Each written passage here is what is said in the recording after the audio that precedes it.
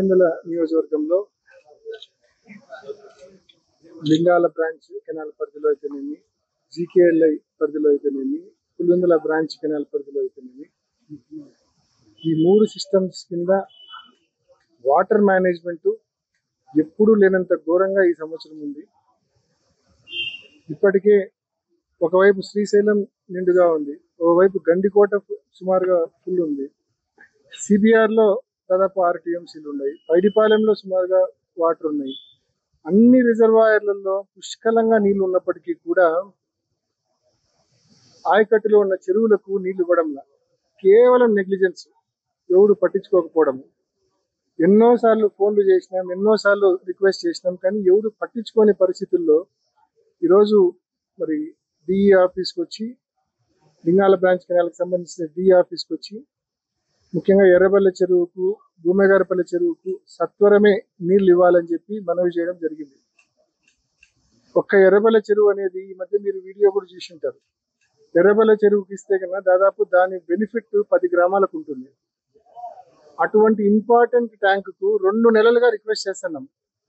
ఏమన్నంటే మోటార్లు కాలిపోయినాయి అంటారు. మోటార్లు మేము రిపేర్ చేపిస్తామంటే ఒప్పుకోరు. గవర్నమెంటే చేపియాలా, కూటమి నాయకులే చేపియాలా, వాళ్ళు చేయరు. మనల్ని చేసే వాళ్ళను మనల్ని చేయనీరు. సో మెయింటెనెన్స్ అనేది పూర్తిగా ఘోరంగా ఉంది. మోటార్లు రిపేర్ అయినాక వదలండి అయ్యా అంటే ఇప్పుడు ట్రాన్స్ఫార్మర్ కాలిపోయింది అంటారు. అంటే ఏదో ఒక కారణం చెప్పి, ఒక పక్క చంద్రబాబు నాయుడు గారేమో స్టేట్ లో ఎక్కడికి పోయినా పులివెందుల హార్టికల్చర్ హబ్ అని గొప్పగా చెప్తుంటారు. కానీ పులివెందుల రైతులకు నీళ్లు ఇవ్వడానికి మాత్రం మీనమేషాలు లెక్కిస్తారు. ఇంత ఇంపార్టెంట్ కాన్స్టిట్యున్సీ, మొత్తం హార్టికల్చర్ సాగు మీదనే డిపెండ్ అయి ఉన్న ఒక కాన్స్టిట్యున్సీకి నీళ్లు ఇవ్వకపోతే రైతుల పరిస్థితి ఏంది? ఇప్పటికే ప్రతిరోజు ఈ కొత్తపల్లి కావచ్చు, నల్లపరెడ్డిపల్లి కావచ్చు, ఈ గ్రామాల్లో కొత్త బోర్లు వేయడం మొదలు పెట్టినారు. రోజు 15-20 కొత్త బోర్లు వేస్తుంటారు.